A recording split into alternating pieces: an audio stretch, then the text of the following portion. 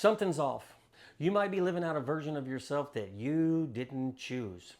And you feel it most when everything gets quiet, when the noise stops, when the day is over and it's just you. And in that silence, you know the person you're living as and the person you know you could be are not the same people. You've known it. You just haven't wanted to look at it. Because if you do, you're going to have to ask a question you have been avoiding. If you didn't build this version of you, then who did? Because most people don't build themselves on purpose.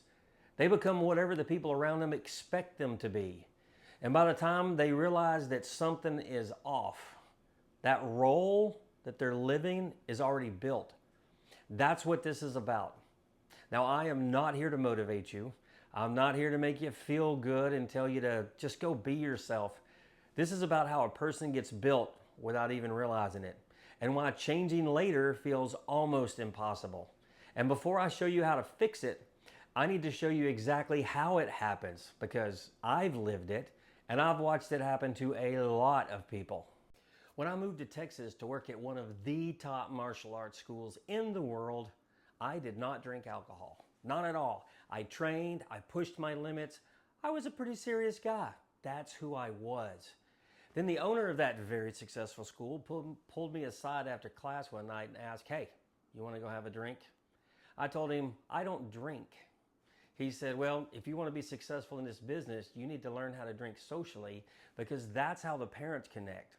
We have to let them know that we are real people. They're the ones that pay us, so that's where business happens."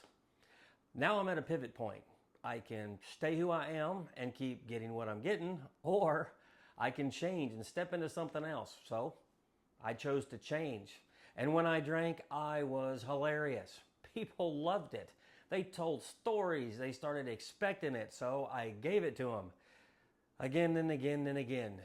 And without even realizing it, I stopped being me and started being who they expected me to be.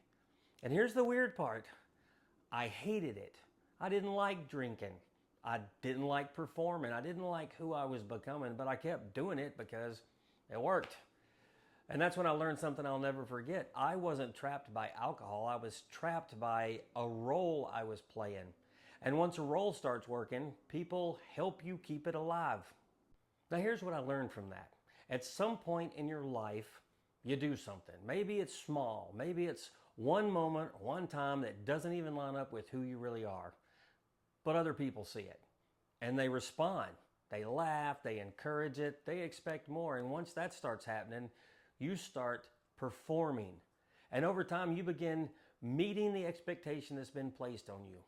Now, if there's anything I know from 30 years of teaching, people will move toward whatever expectation is put on them, whether it lifts them up or keeps them down. Other people's expectations are like a bear. And every time you act in a way that feeds that expectation, you feed the bear. There's a reason they put up signs in our national parks that say, "Don't feed the bear." If you feed a bear, it comes back. If you keep feeding it, it starts to expect it. And the day you stop feeding it, it eats you. Now, your behavior doesn't just live in their minds, it starts living in yours, because repetition is practice. Practice becomes behavior, and behavior becomes normal. And normal, over time, starts to feel like your identity. It starts to feel like you. But that's the danger. Just because something feels like you doesn't mean it's real. It might just be a pattern you've practiced so long that it took over. And when that happens, you don't just have one version of yourself anymore, you have two. The one that people expect and the one that you know is real. And the distance between those two, that's where the problem actually starts. The space between the you people expect and the you that's real, I call it the gap. And you feel it. You feel it when you're alone with your thoughts, when the performance is over for the day, when it's just you and the gap between who you're living as and who you know you should be. You feel it like stress or burnout or a constant low-level frustration you can't quite put your finger on. I felt the drinking thing as dread. I mean, drinking, then performing, and for the entire next week, listening to the retelling of the funny thing I said, even though I was there and I was the one who said the thing, yeah, I dreaded that. Here's why it feels that way. Your body doesn't separate your performance from the truth. It runs both all day, every day. And the energy it takes to carry the two versions of yourself is one of the most taxing things you will ever do. You're paying for it first, every morning before you've done anything else. So eventually that mental and emotional tax gets so high that it starts wearing you down physically and you decide that you want to change. That's when the next problem starts, because the moment you step out of your expected role, you disrupt the people around you. They've built expectations around you. They've adjusted to you. Your predictability made their world easier to navigate. I mean, people crave certainty. That is true. And when you start changing, you take that away. Now they feel it and they start saying things. And here's the weird part. It doesn't feel like they're resisting improvement. It feels like concern. And because the relationship matters, you care. It creates doubt. But what you're actually seeing is a threat response. Your old version gave them something stable. When you change, that stability disappears, and their instinct is to pull you back to what feels familiar. Now, this is where most people stop and just don't try to change anymore. They think the pushback means that changing is wrong, but that's not what it means. The pushback is confirmation that the old identity is starting to lose grip. Now stay with me. I'm going to give you the actual ingredients of building an identity that will serve you better. But first, you need to understand why changing is harder than it should be. Now, even understanding everything I've been talking about isn't enough, because most people still don't change. And it has nothing to do with discipline or a lack of information. Most people know exactly what they should be doing. They just don't do it. And here's why. Because the version of you you're living right now is still working for you. It's just working less than it could long term. But it's working enough to keep you there. It gives you something like comfort or control or certainty. Even if it's costing you, it's still giving you something. And as long as that's true, you won't change. That's the part people don't want to admit. You're not stuck. You're choosing it. You're choosing the version of you that exists right now, because there's something about it you're not ready to let go of. And until that changes, nothing changes. That's why it's not a discipline issue. And we all know motivation doesn't last. That's why you keep ending up back in the same place, because you're trying to change your behavior first. You got it backwards though. Your behavior or your outcomes will never change without changing the identity that's producing them. And if you don't build it deliberately, it will build your life for you. So now the real question becomes, how do you actually change or build your identity? What does that even look like?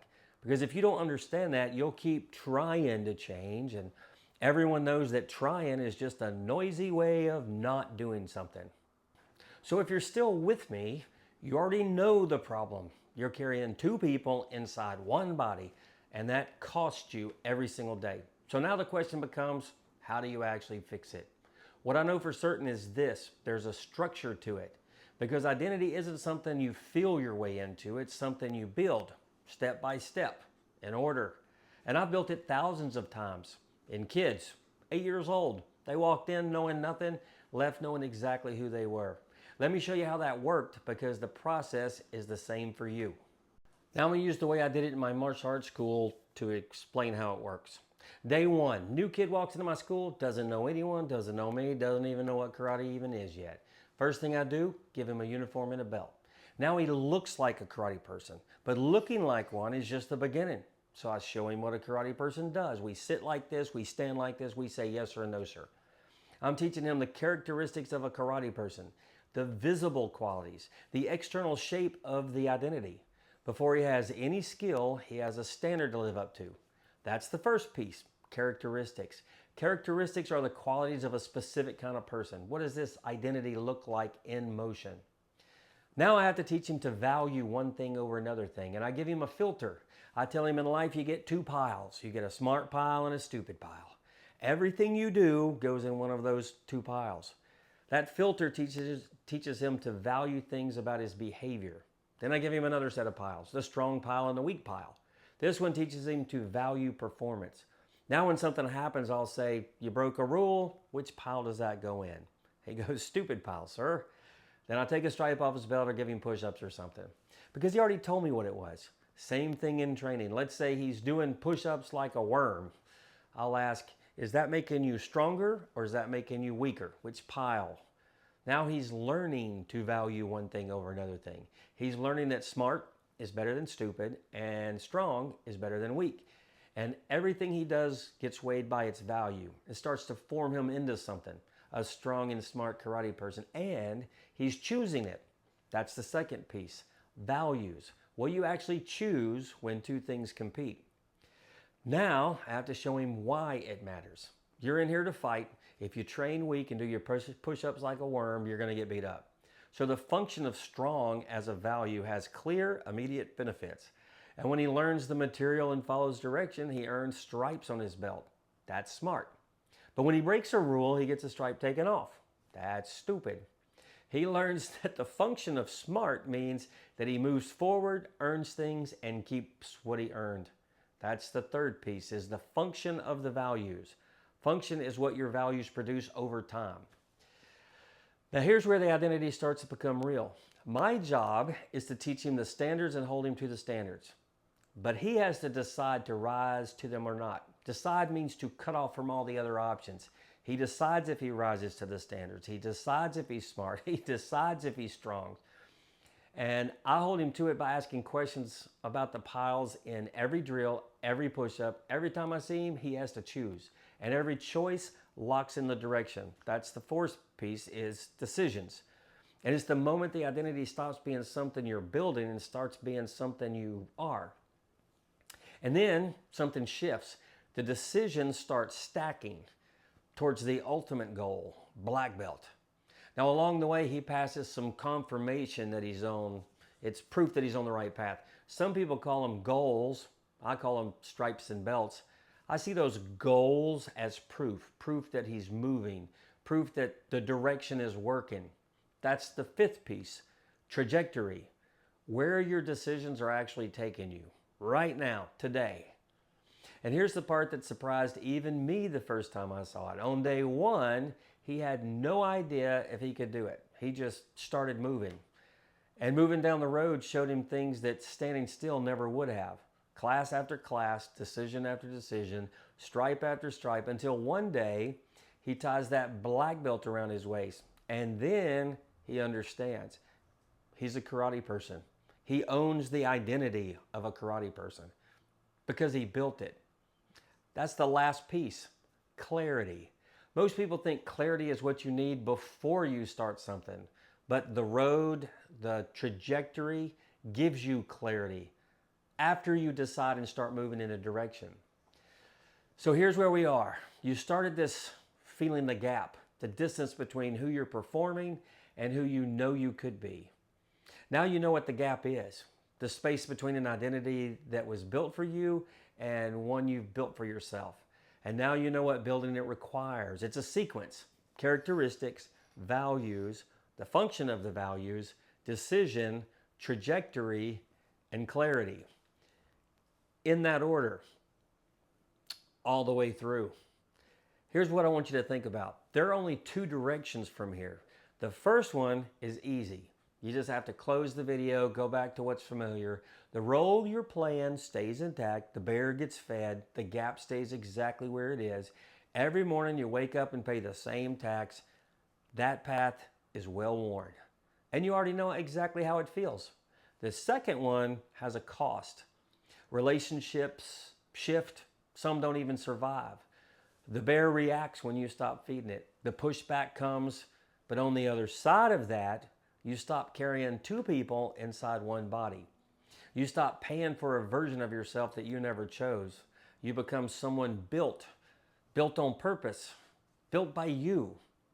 I had a student once sat right across from me, looked me in the eye, told me exactly what was true about himself, that he was heading in a bad direction, and still didn't change. He understood everything. Understanding was never the problem. The only question left is whether you will change or not. Your identity is being built right now, with or without your input. The only thing left to decide is who's doing the building. I'm Scott Wilkinson, and I will see you in the next one.